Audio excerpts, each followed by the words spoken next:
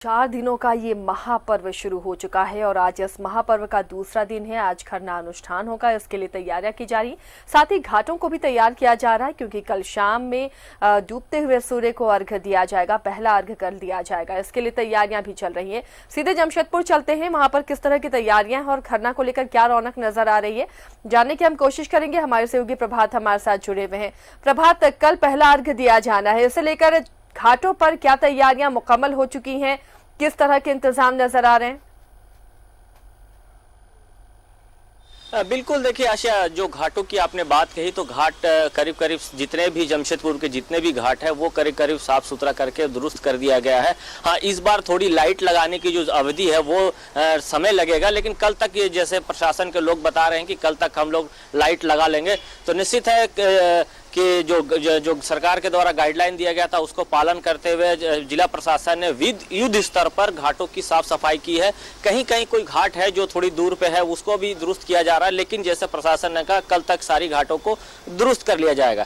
रही बात खरना की, तो खरना का प्रसाद बनाने की प्रक्रिया शुरू हो चुकी है। चूंकि मौसम भी जमशेदपुर का सुहाना हो गया, मतलब सुहाना इन द सेंस ये कहें कि बरसात हो रही थी और बादल भी आप मेरे पीछे देख सकते हैं कि किस तरीके का बादल लगा। अभी थोड़ी देर पहले झमाझम बारिश हो रही थी, तो बारिश हो रही थी, उसके चलते थोड़ी से जरूर खरना के प्रसाद बनाने में लोगों को थोड़ी दिक्कत होगी, क्योंकि बहुत सारे लोग हैं जो खुले जगह पे प्रसाद बनाते हैं और बहुत सारे लोग हैं जो घर के अंदर बनाते हैं। लेकिन जो खरना का प्रसाद बनाने की प्रक्रिया शुरू हो चुकी है, घरों में महिलाएं जो है प्रसाद बना रही है और जो प्रसाद बनता है, जो मेन प्रसाद बनता है, या तो फिर मिट्टी के चूल्हे पे बनता है या फिर अगल बगल से ईंटा इकट्ठा करके लाके महिलाएं जो है खीर या फिर रोटी जो बनाती है वो बनाने का प्रक्रिया शुरू हो गया। और जब खरना का प्रसाद जब पूजा पाठ करके महिलाएं जो व्रत जो उपवास करती है वो महिला पहले खाती है, उसके बाद जो सगे संबंधी है या बाहर से लोगों को जो पहुंचते हैं वो प्रसाद ग्रहण करते हैं। उसके बाद 36 घंटे का निर्जला उपवास शुरू होता है व्रतधारियों का। इसके बाद खरना के बाद 36 घंटे का जो निर्जला उपवास होगा, उसके बाद जो उगते सूरज को जब ये अर्घ देंगी व्रतधारी, उसके बाद उनका व्रत खत्म होगा। तो कितना कठिन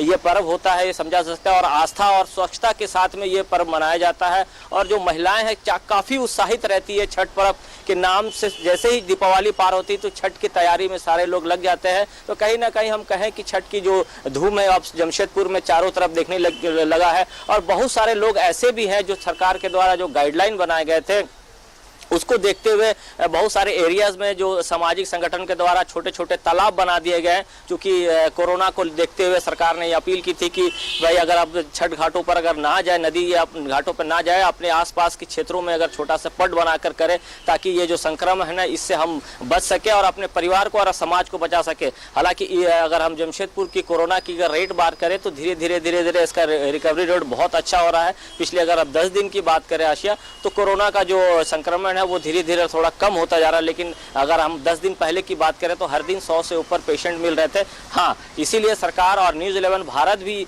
जो व्रतधारी है, जो पूजा पाठ कर रहे हैं, उनसे अपील कर रहा है कि अगर आप छठ घाट पर जा रहे हैं या नदी घाट पर जा रहे हैं तो इसका जरूर ख्याल रखें कि सामाजिक दूरी और कम से कम मास्क जरूर पहने। अगर मास्क पहनेंगे तो सामने वाले से आप बच सकेंगे और अपने आप को बचा सकेंगे, अपने परिवार को बचा सकेंगे। जी आशा। बिल्कुल, और लोग जागरूक भी हैं। कई जगह पर लोग अपने घरों पर ही घाट का निर्माण कर रहे हैं, टब में या फिर ईंट से निर्मित कर लोग कोशिश कर रहे हैं कि घरों पर ही वो अर्घ दें। प्रभात, आज खरना का अनुष्ठान है, इसके लिए भी छठव्रती लगे हुए हैं। कितनी रौनक इससे लेकर है? क्या यहाँ पर भी सोशल डिस्टेंसिंग और जो कोरोना को लेकर गाइडलाइन है उसका ध्यान परिवार वाले रख रहे हैं? बिल्कुल आशा, देखिए दोपहर के वक्त जब मैं एक परिवार के पास गया था ये खरना का प्रसाद की प्रक्रिया जानने के लिए, तो उन्होंने कहा कि हम लोग खुले जगह पे प्रसाद बना रहे हैं, क्योंकि सोशल डिस्टेंसिंग, सामाजिक दूरी बना कर रखें। क्योंकि जब खरना का प्रसाद बनता है तो घर की महिलाएं के अलावा अगल बगल की जो महिलाएं हैं वो भी आती है उनकी सहयोग करने के लिए। तो इसलिए वो इनका कहना था कि खुले जगह पे प्रसाद बनाएंगे ताकि जो सामाजिक दूरी वो भी मेंटेन हो सके और छठी मैया का जो विधि विधान है उसको भी हम लोग पूरा करके प्रसाद बनाकर अपने भी ग्रहण करें और दूसरों को भी ग्रहण करें। तो ये बातें सामने आ रही थी। हालांकि अभी जब हम लोग किसी परिवार के यहाँ जाएंगे, चूंकि पानी गिर रहा था इस वजह से वहां तक नहीं पहुंच पाए, लेकिन हम अपने चैनल के माध्यम से ये भी दृश्य दिखाने का प्रयास करें कि महिलाएं जो प्रसाद बना रही है वो किस तरीके से बना रही है और उसके बाद किस तरीके से पूजा का विधि विधान होता है, उसके बाद वो प्रसाद ग्रहण करती, वो भी हम दिखाने का प्रयास करेंगे। जी आशा। चलिए, शुक्रिया प्रभात इस तमाम जानकारी के लिए। तो तैयारियां मुकम्मल हो गई हैं, घाट भी पूरी तरह से अब तैयार हो गए हैं। साथ ही बार बार ये अपील की जा रही है पूजा समितियों की तरफ से भी कि कोरोना गाइडलाइंस का आप पालन घाट पर जरूर करें, ताकि इस महामारी से भी हम जीत पाएं और पर्व त्योहार भी बहुत खुशनुमा माहौल में गुजर जाए, क्योंकि 4 दिनों का ये महापर्व है और इसे लेकर जो रौनक पूरे झारखंड में छाई हुई है वो देखते ही बन रही है। फिलहाल इस बुलेटिन में इतना ही, लेकिन खबरों के लिए आप जुड़े रहिए न्यूज़ 11 भारत के साथ।